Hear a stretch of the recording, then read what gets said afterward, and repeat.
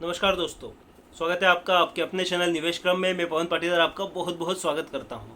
तो दोस्तों, L I C I P O आने वाला है। बहुत सारे कमेंट हमें आ रहे हैं कि L I C I P O के बारे में भी वीडियो बनाइए, लेकिन अभी हम इसके बारे में सोच रहे हैं क्योंकि आई पी ओ के बारे में हमने अभी तक कोई वीडियो बनाया नहीं है और आई पी ओ में हमारा इंटरेस्ट बहुत ही कम रहता है। इसलिए L I C I P O के बारे में भी मेरा इंटरेस्ट बहुत कम है, इसे बाई करने की ओर भी और इसके बारे में वीडियो बनाने की ओर भी, क्योंकि हम चाहते हैं कि कंपनी मार्केट में आ जाए, कंपनी मार्केट के उन तराजुओं से निकल जाए, पूरे वैल्यूएशन समझ में आ जाए, तब जाके कोई चीज़ करना चाहिए। अदरवाइज़ हम इस भेड़ चाल में चलें और L I C I P O लगाएं या इस टाइप से करें जैसे पेटीएम का हल हुआ है, हो सकता है कि एल आई सी का भी कल से यही हाल हो। तो इस टाइप की चीज़ें होती है दोस्तों इस मार्केट में, इसलिए कोई जल्दी नहीं है, आराम से आने दीजिए कंपनी को। जैसे अडानी विलमार का हमने जब वीडियो बनाया था तब वो लगभग 350 के आसपास ट्रेड कर रहा था दोस्तों, और आज लगभग 800 के आसपास है।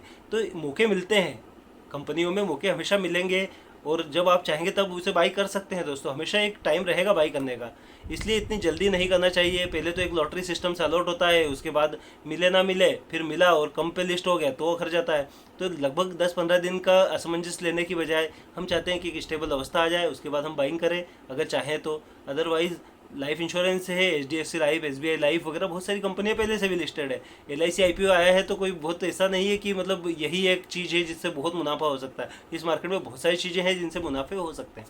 यहाँ पर हम इसके साथ, तो दोस्तों इससे पहले चैनल को सब्सक्राइब कर लीजिए, ये सही समय है सब्सक्राइब का बटन दबाने का। तो आगे बढ़ते हैं एस्टेक के साथ। इसमें एस्टेक लाइफ साइंसेज जो कंपनी है ये एक एग्रीकल्चर के पेस्टिसाइड्स वगैरह बनाती है, मेनली फंगीसाइड्स के बिजनेस में। फंगीसाइड्स दोस्तों एक फंगस को मारने वाले जो केमिकल्स होते हैं वो होते हैं लगभग 20-30% इंडियन मार्केट का जो टोटल पेस्टिसाइड का है उसका फंगीसाइड का जो पोर्शन है वो 30% के आसपास है, जिसमें कंपनी एक लीडिंग कंपनी है। ये भारत रसायन और पी आई इंडस्ट्रीज के साथ कम्पीट करती है दोस्तों सीधे सीधे।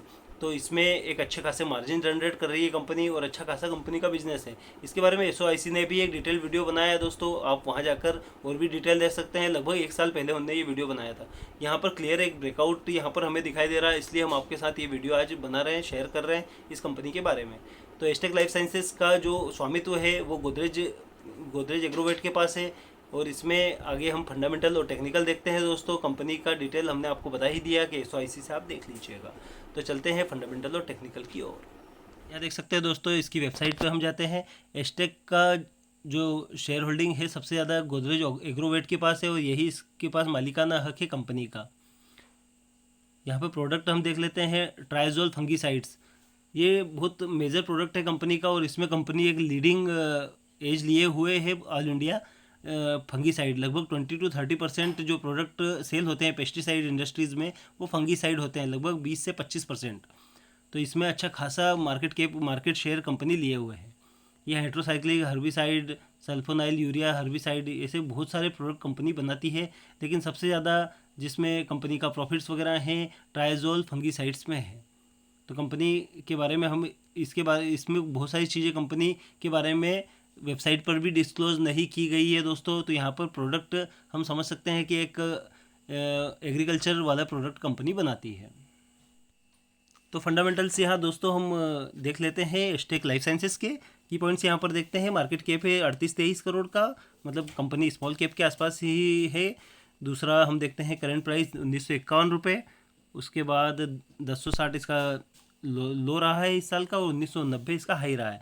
तो स्टॉक पी 42 के आसपास है, बुक वैल्यू 202 की है, आर ओ सी 22% और आर ओ ई 25% के आसपास है। क्वार्टरली रिजल्ट हम यहाँ पर देख लेते हैं दोस्तों।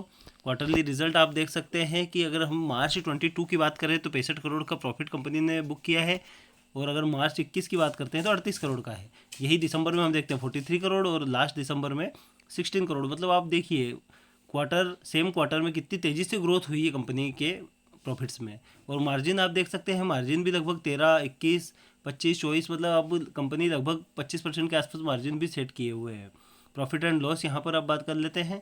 यहाँ पर आप देखिए ये ब्लू वाला जो बार्स है ये तेज़ी से ऊपर की ओर बढ़ रहा है, यही हमें हर कंपनी में चाहिए होता है जिसे हम बाई करना चाहते हैं दोस्तों।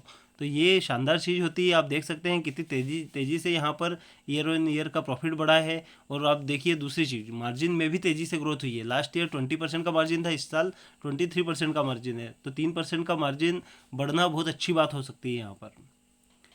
यहाँ पर बैलेंस शीट में हम रिजर्व देख लेते हैं। कंपनी के पास रिजर्व तेज़ी से बढ़ रहा है, आप देख सकते हैं यहाँ पर 2017 से लेके रिजर्व 2.5 गुना के आसपास हो चुका है। और यहाँ पर बोरोइंग कंपनी की बड़ी है।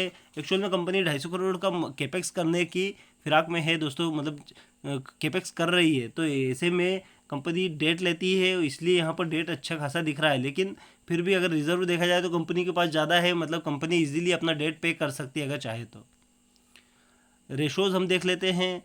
रेशोज़ में आप देखिए 2017-18 से हमने जो बार बनाए हैं। डेटर डेज आप देखिए, डेटर डेज यहाँ पर 148 के हैं। इसके बाद रेड में कैश कन्वर्जन साइकिल है 145।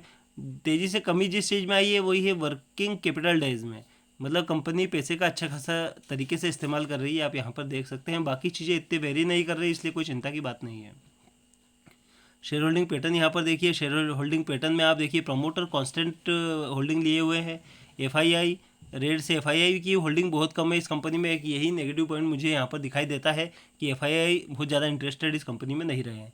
दूसरा डीआईआई लगभग कांस्टेंट बने हुए हैं।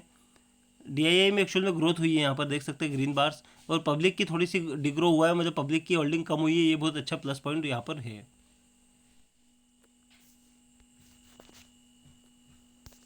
तो यहाँ पर फ्रेंड्स हम एस्टेक लाइफ साइंसेज का चार्ट देख लेते हैं। यहाँ पर आप देख सकते हैं लंबे टाइम का कंसोलिडेशन रहा है कंपनी का 2017 से लेकर 2020 तक, मतलब 2.5-3 साल कंपनी एक ही लेवल पर वेरी कर रही थी, लगभग 500 रुपये के आसपास। इसके बाद कंपनी ने यहाँ पर वॉल्यूम आया और ग्रोथ की, आप देख सकते हैं। और तेज़ी से ग्रोथ यहाँ पर दिखाई गई है। यहाँ पर हमने क्यों कंपनी को आज सिलेक्ट किया है उसका मैं कारण आपको बता देता हूँ।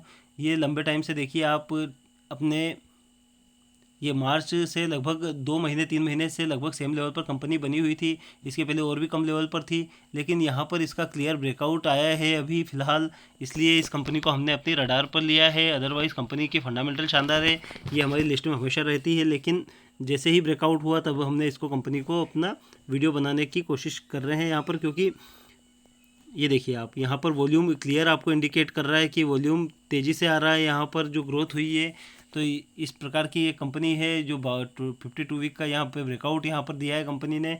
तो इस प्रकार इसमें बाइंग किया जा सकता है। आप अपने एडवाइज़र से राय ले लीजिएगा। फंडामेंटल बहुत शानदार है कंपनी के, नो डाउट, बट टेक्निकली कुछ चीज़ें होती है जो वेरी करती है। कुछ लोग क्लियर ब्रेकआउट मानते हैं, कुछ लोग कमज़ोर ब्रेकआउट मानते हैं, इसलिए आपके विवेक के हिसाब से ही आपको हमेशा बाई करना चाहिए दोस्तों।